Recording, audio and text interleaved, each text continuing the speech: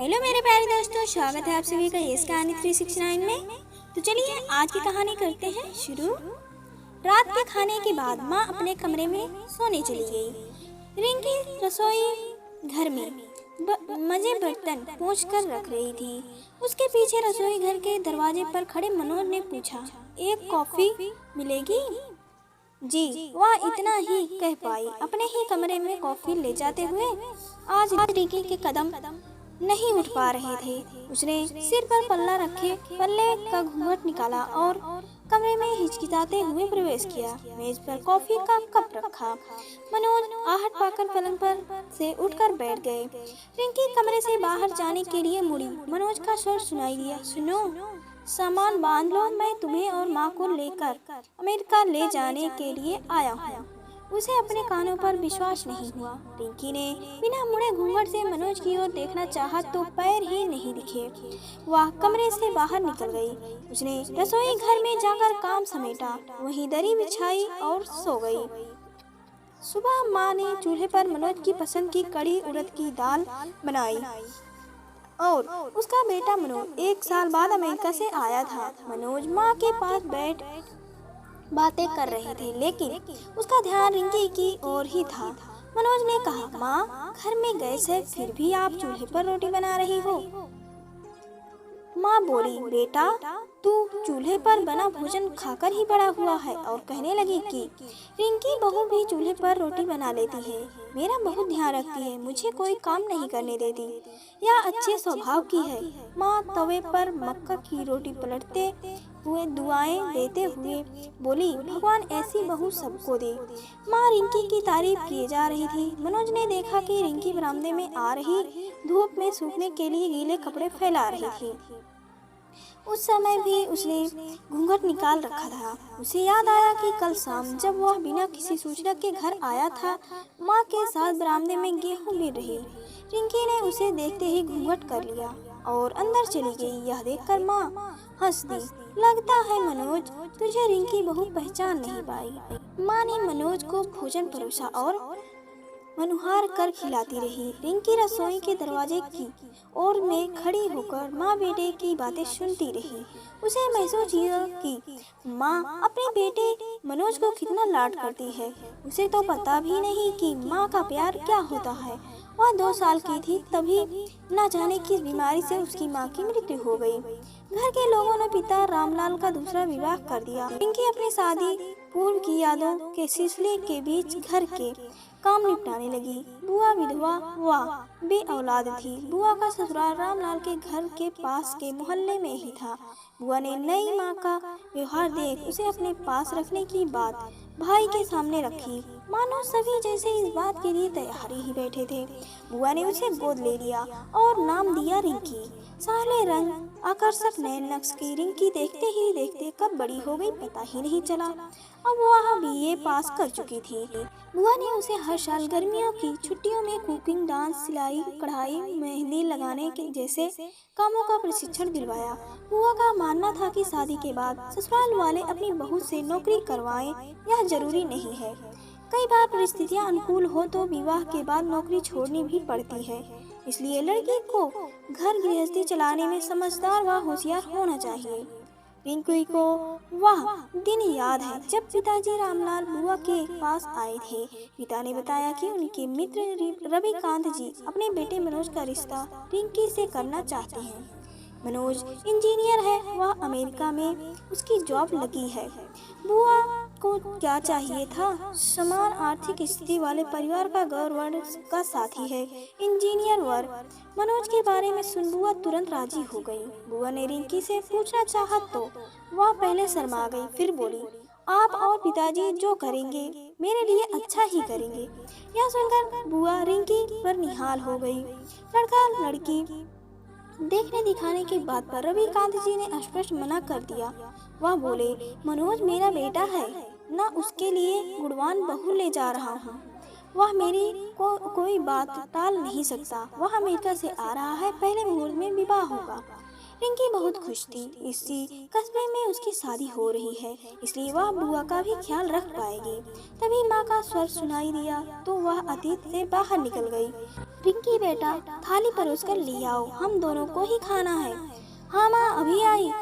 वह सास को माँ ही कहती थी। मनोज भोजन कर अपने बचपन के मित्र के घर मिलने जा चुका था।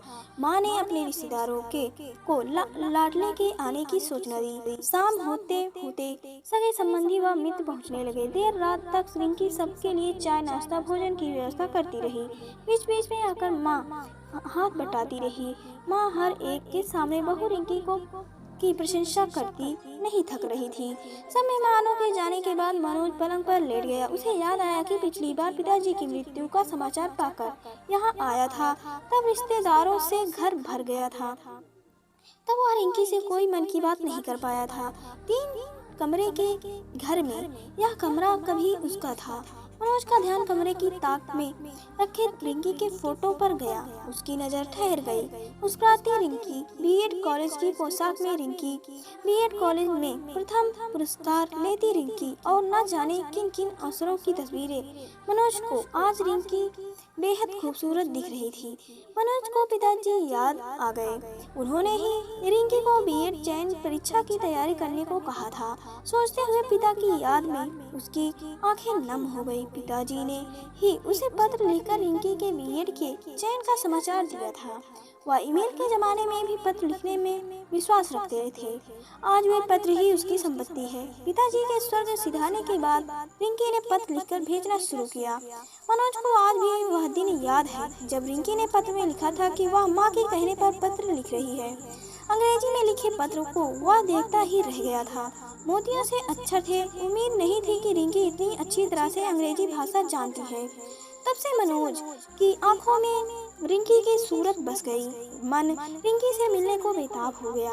मन में जो रिंकी के पास जाने का ख्याल आता, त्यों तो एक प्रश्न सिर उठाने लगता कि क्या रिंकी उसको माफ करेगी। सोचते सोचते कब नींद ने उसे अपनी चादर में समेट लिया, पता ना चला।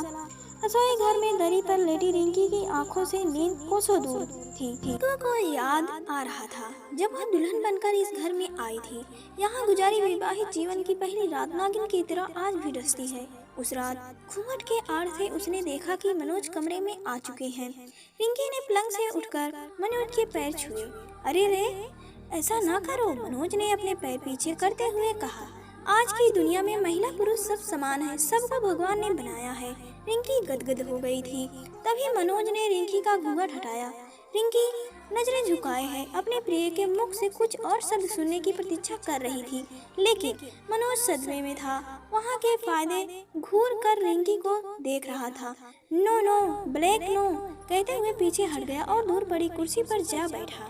रिंकी यह देखकर घबरा गई। उसे समझ नहीं आ रहा था कि अचानक मनोज को क्या हो गया। कुछ पल इंतजार के बाद रिंकी ने नजर उठाकर देखा कि मनोज सूटकेस में जल्दी जल्दी अपने कपड़े, डायरी, कागजात डाल रहा था। रिंकी का मन भर आया, आंखों से आंसू बहने लगे। मन में क्या करें क्या न करें की आंधी चल रही थी। वह कुछ कहती इससे पहले ही मनोज सूटकेस लेकर कमरे से निकल गया। सुहाग सेज पर बैठी रिंकी की आंखों से आंसुओं की झड़ी लग गई थी। कमरे के बाहर कोहराम मचा था। नंदू ने रिंकी को संभाला। मनोज ने पिताजी को अमेरिका जाने के लिए रवानगी की बात कही। बेटे को बेटाइन लौटते देख रविकांत जी बरस पड़े। मनोज नौकरी का मामला बता रवाना हो गया। मनोज के यूं जाने से रिंकी का दिल टूट गया, लेकिन उसने किसी को कुछ नहीं बताया, बुआ को भी नहीं। विवाह के 1.5 वर्ष बाद तक मनोज अमेरिका से नहीं आए, लेकिन समय की चाल कब रुकी है। एक दिन रविकांत जी को अटैक आया और वे बिना कोई सेवा करवाए स्वर्ग सिधार गए। रिंकी की आंखें भर आई। रिंकी सपनों से बाहर आई। उसे आज महसूस हुआ कि जिंदगी कब करवट ले ले पता नहीं चलता। अब क्या, मनोज साथ में अमेरिका ले जाने की बात कह रहे हैं। क्या करूं, सोचते सोचते रिंकी को जाने कब नींद आ गई। माँ के बाद रिंकी मनोज को चाय देने कमरे में गई। मनोज अखबार पढ़ रहे थे। चाय रखकर वह जाने ही वाली थी कि मनोज ने पुकारा, रिंकी। रिंकी के कदम ठिठक गए तो मनोज बोला, मैं जानता हूँ कि तुम मुझसे नाराज हो।